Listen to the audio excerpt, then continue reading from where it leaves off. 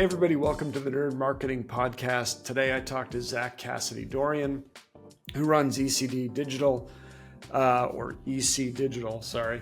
And we talk about some really cool edge cases and use cases for PostPilot, how it integrates with Klaviyo, how to get more out of your Klaviyo through direct mail. We lay it all out today. Hope you enjoy it. Love to just start with your backstory. I mean, you look like you're of my vintage, so I'm always curious about people. You know, how do guys like us get into e-commerce? You know? Yeah, right. Well, I didn't have a very traditional route, and you can I'll sort of brush over things. If you want any more details, let me know. Sure. I spent the majority of my 20s traveling overseas. So really all over the world. And for a while I had a import-export business. I was importing textiles from Thailand, Nepal, selling them in the US. And then near the end of my 20s, I went to business school, went and got my MBA. And then I moved out to San Francisco. And this is in 2010. And I was working for a couple of tech startups while I was out there. And but this is during 2010, the financial recession. And me and two colleagues were looking to raise money for a business that we wanted to start. But if you remember, during the recession in 2010, banks weren't giving money away. VCs weren't investing in companies. And if you really weren't in New York, San Francisco, or Boston, you couldn't even get in front of a VC. Right. So during this whole time, we were giving money away on Kickstarter to like art related projects. And so we said to ourselves, like, well, this is kind of ridiculous. Like, if you can give money away on Kickstarter, why can't you raise debt or equity through crowdfunding? Found out why you couldn't do it really quick. And we just thought it didn't make any sense to us. So we found the law. We wrote wrote a framework that would legalize it based on the law. And then we flew to DC, started knocking on the doors in Congress, literally just walking through Congress, knocking on doors. And we got Congressman Patrick McHenry to jump on board, and we legalized equity and debt-based crowdfunding. That's crazy. Yeah, crazy. Then wrote the first two books ever on equity and debt-based crowdfunding investing for dummies. So this was like pre-Angel List. No, it's post Angel List, but so like you couldn't do equity or debt-based crowdfunding because you couldn't raise money from more than 35 unaccredited investors, and you couldn't post about a security on social media either. So those were a couple of the reasons. So like Angel's List was, I think, like you had to be an accredited investor inside of Angel's List. Got it. Yep. So that's how they were getting away with it. And so you started that, and then did you ever want to come up with a crowdfunding platform? Yeah, we did. So the law got passed, and then the government gave the SEC 9 months to implement the regulations to be able to let it go essentially. And the writing was on the wall early on. The SEC did not want this. So they dragged their feet, and it ended up taking like 3.5 years for them to finally like let open the gates so people could start doing it. Wow. And yeah, nuts. And so I needed an income. So I flew back to upstate New York where I'm from. An opportunity came up. It's funny how that works. Yeah, you needed it. Yeah, so it's like this awesome thing. So there's a lot of people making money on it now. It's like, you're welcome. But I moved on and I opened up a chain of gourmet food retail stores. So that was a hard pivot. Might have been one of the hardest. Yeah. From equity crowdfunding to, would you say fast casual? Gourmet food retail stores. So essentially a chain of retail stores. Up in upstate New York. Yeah. Is it still there? No, I closed those down. So I ran those for about 5 years. And so this is what got me into e-commerce. I hated the retail portion of the business, but I loved, I hated the retail portion and I hated the logistics, hated being in the retail stores. It just wasn't a fit for me and my skill set. but I've loved the e-commerce side of things. But I never had enough time to spend on the e-commerce. So I was hiring agencies to do, all the stuff that we do now. And I never had great experiences with any of the agencies. So when I closed that business down, I took what I loved from it and I left behind all the stuff that I didn't like. And I started ECD Digital Strategy. That was about 8 years ago. And so who is E? So ECD, e-commerce. I'm guessing you're a CD, right? Well, yeah, yes. But so when people, mainly if you go to the website, ECD, you see somewhere on there, e-commerce conversion demand. But what it really stands for is my wife's initials, Zak Cassady-Dorion, and the first initial of my 3 kids, Stella, Cicely, and Dakota. Nice. Yeah. I named it after them to make sure, I remembered why I'm doing it all. Yeah. And so what year was that when ECD started? 2016. And what would you say makes it different from other marketing agencies out there? So you specialize on e-com? Yeah, I think a few things. We specialize on e-com, but more so than that, we focus on revenue producing activities only. So when we start working with a new client, or a new prospect, we put them through. It's called our blueprint to the optimized e-commerce ecosystem. And essentially what it is, it's an audit and it's a revenue audit. And so we're looking for the low hanging fruit, like the money that's being left on the table, the levers that aren't being pulled. And then we create our proposal, and we tend to side on the more conservative side. So I'll lay out all the different things that we found that could drive more revenue. And then I'll recommend the things that are going to have the highest impact and say, hey, let's start with these things, start driving more revenue. And then the additional revenue that we drive with these activities, then you can reinvest to do the other things. And that's that's not just email specific, that's paid. Yeah. Email, yes. Maybe direct mail, whatever.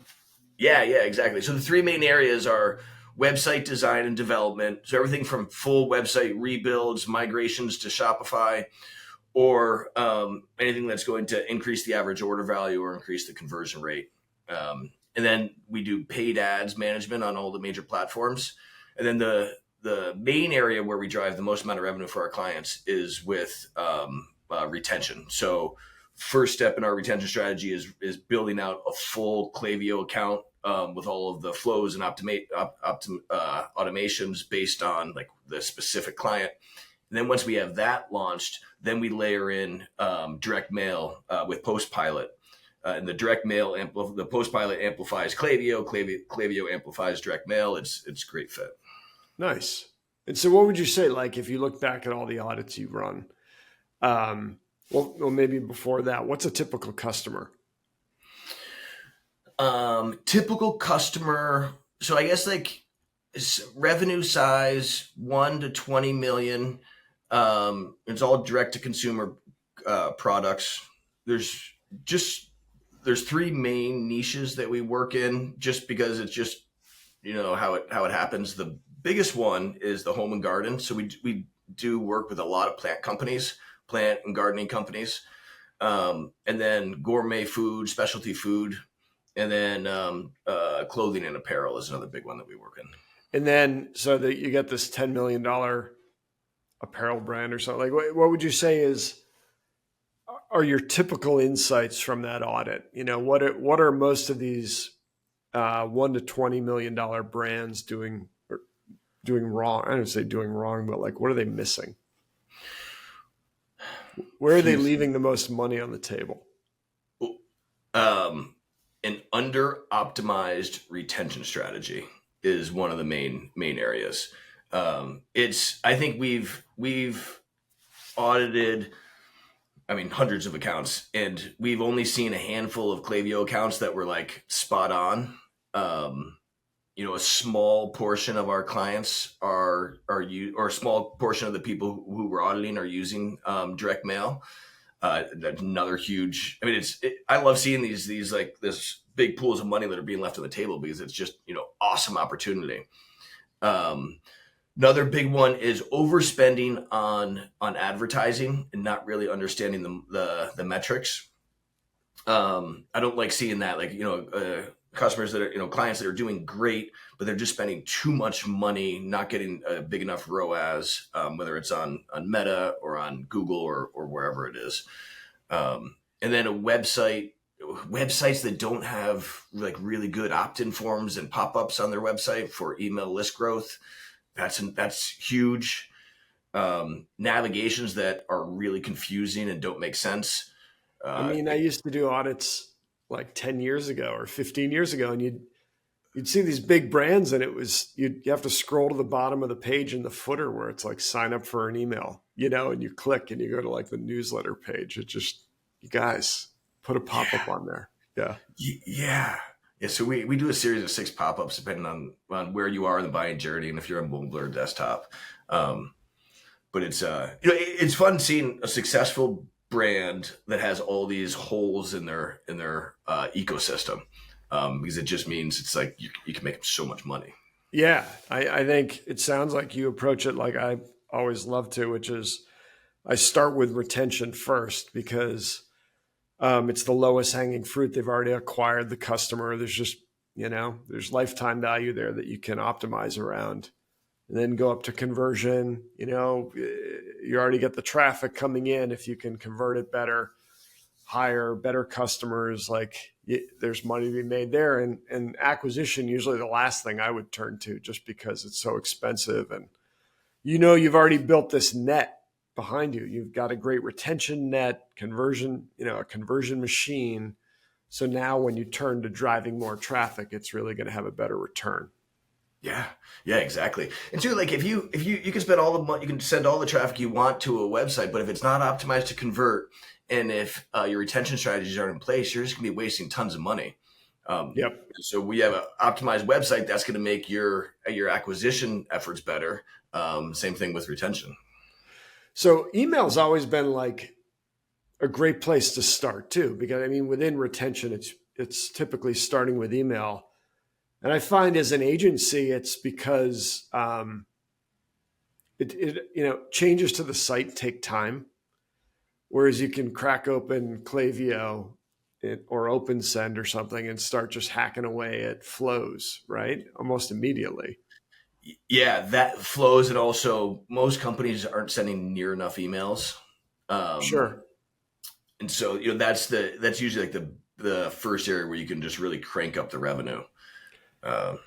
So you had a post recently on LinkedIn. You put out great stuff on LinkedIn. If you're looking to optimize an email program, a lot of good email stuff there. You had one about if you had 30 days to optimize a business. Was it 30 days to optimize a business?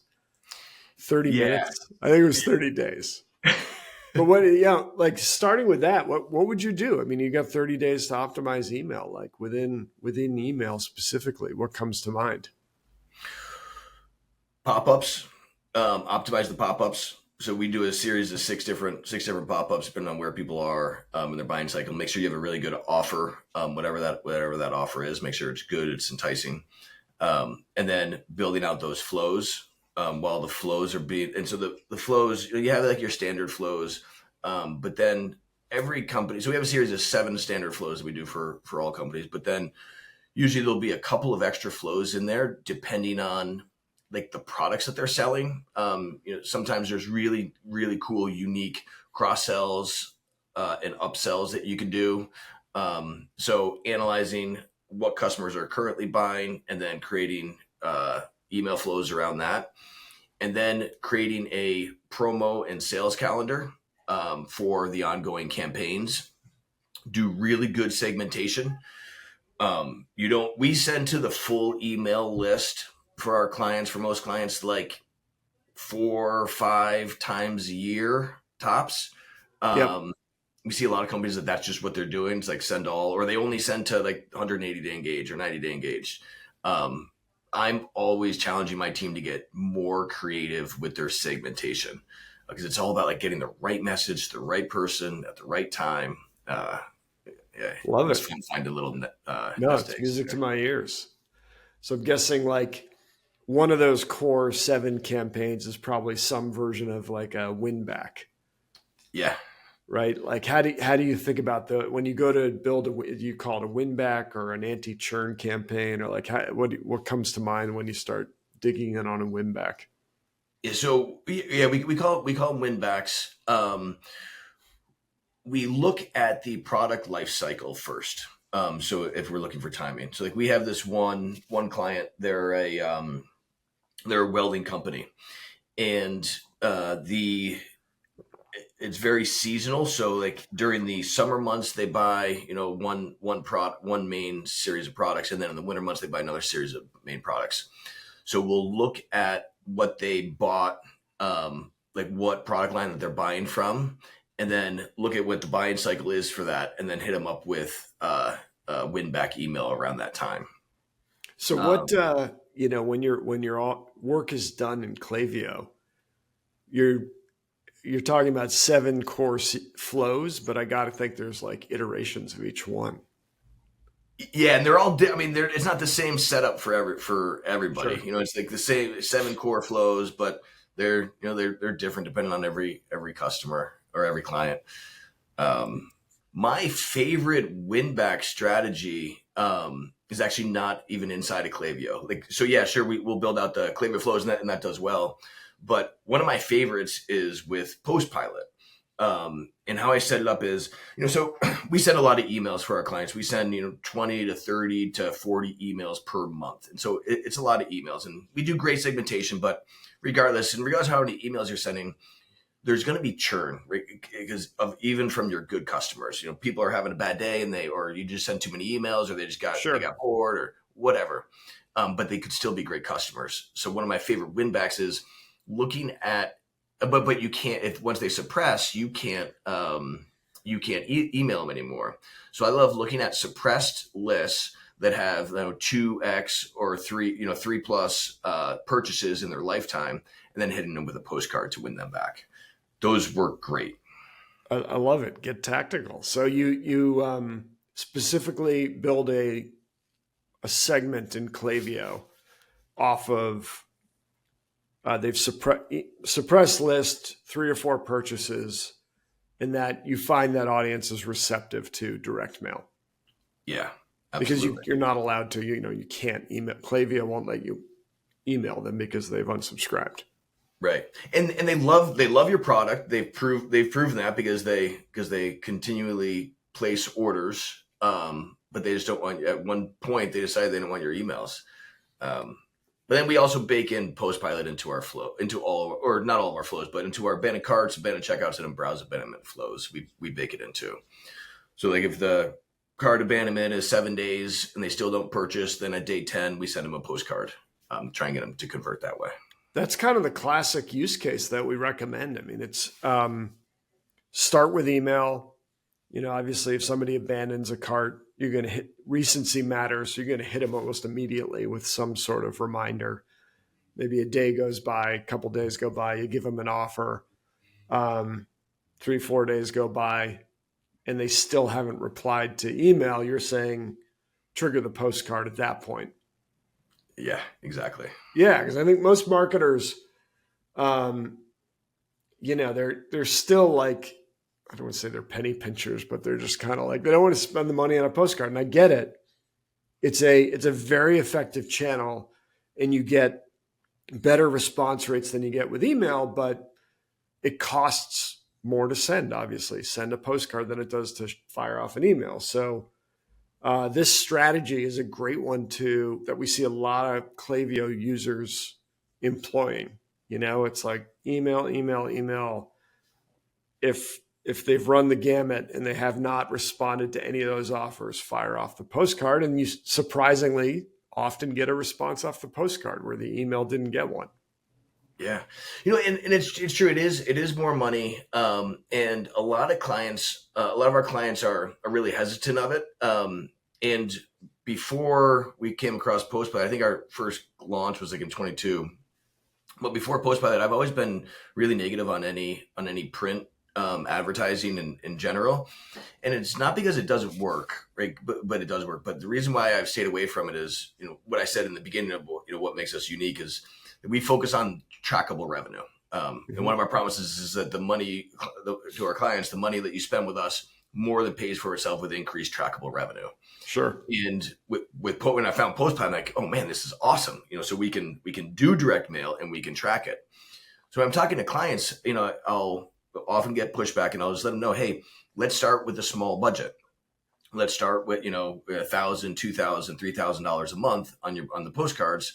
And then if the ROI is there, then we can increase it. The ROI has always been there.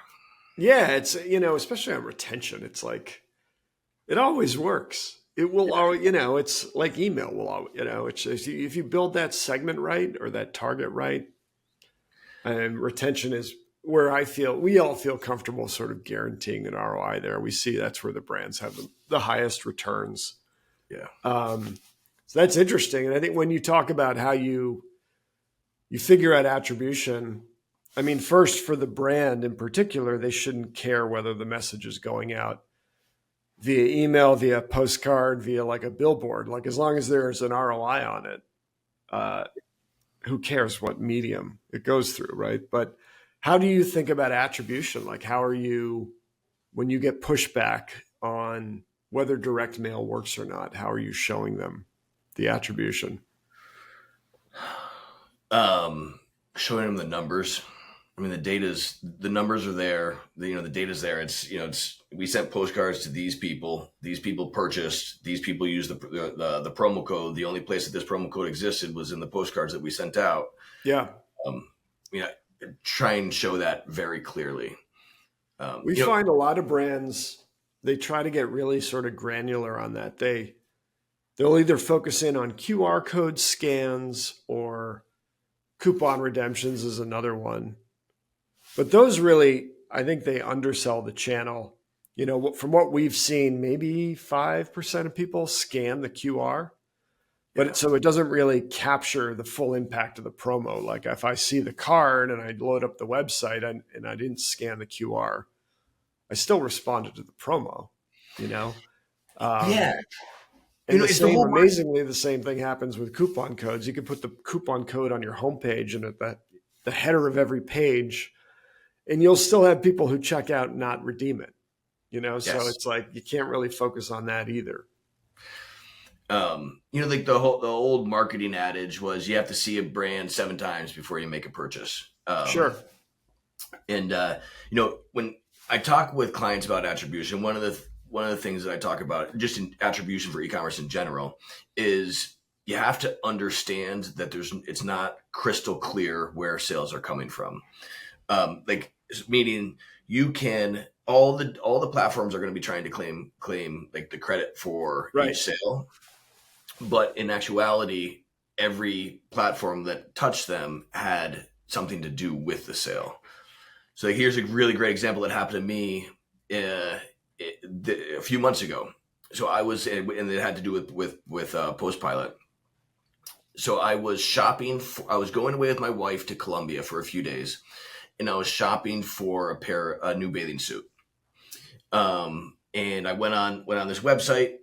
I was looking at the products, didn't add them to the cart, but I was browsing. I'd purchased that from there before, and I said, I got busy or whatever it was, and I just left. A couple of days later, a postcard showed up at my house. I was like, oh, this is awesome. I know how they did this. So I still didn't purchase, but I just saw the postcard. I left it on the kitchen counter. My birthday was coming up. I didn't say anything to my wife about it. I left it on the kitchen counter because I was going to at some point I was going to make the purchase. I just didn't have time. Then on my birthday, right before we went to Colombia, I realized I didn't have time to order the shorts, or I forgot to order the shorts. But then I got 3 pairs of the shorts that my wife ordered from the postcard that I left on the kitchen counter. Like that attribution, right? Like she purchased with her email address. So, none of that attribution got back to the postcard, but it was 100% because of the postcard that purchase was made. Also, great wife, right? Great wife. Yeah, there you go. I mean, it's like, I'm just, if you can imagine that the nightmare we have of trying to sort out attribution in this, because initially we would see Well, the first thing we'd see is like we'd send a postcard to a household, or an address, and we'd see orders come in off that postcard. We'd use unique coupon codes, orders being redeemed for someone that we didn't know was in the household, right? Like just your wife, for example, off of your promo code. So that started happening. We had to account for that in the attribution model.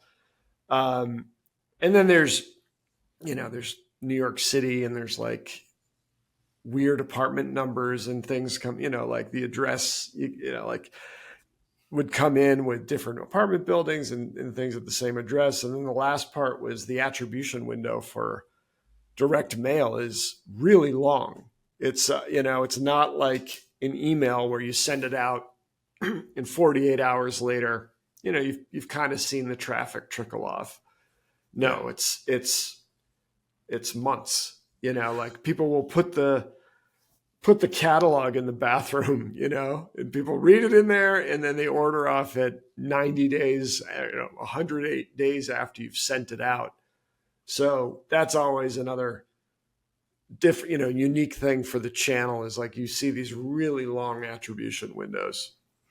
And if you think about it, it makes sense. Like email, you get an email, most people aren't saving emails in their inbox, so they're not going back to those emails, after a week or 2 weeks.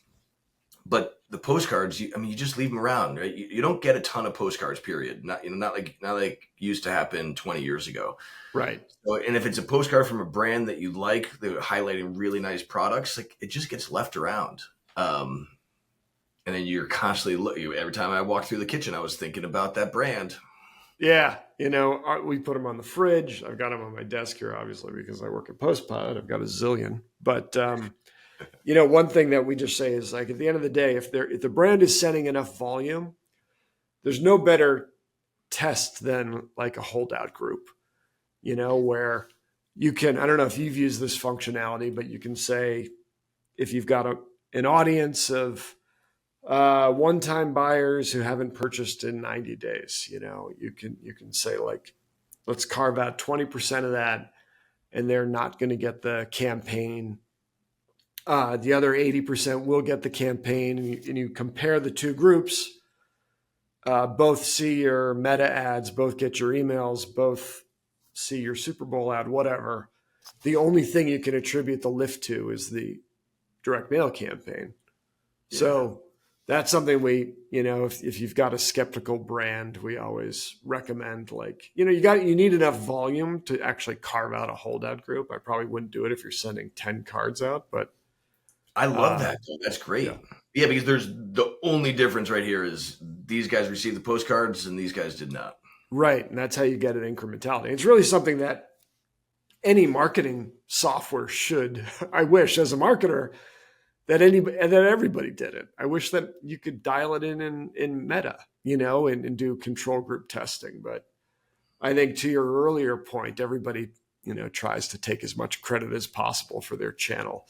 So, I don't know, direct mail kind of gets held to a higher standard just because I feel like that's where control group testing kind of started in marketing, and it's easy to implement, but yeah, worth a try. I like it. Yeah. I'm going to try that with a couple clients. Cool. Well, Zach, how can people get a hold of you?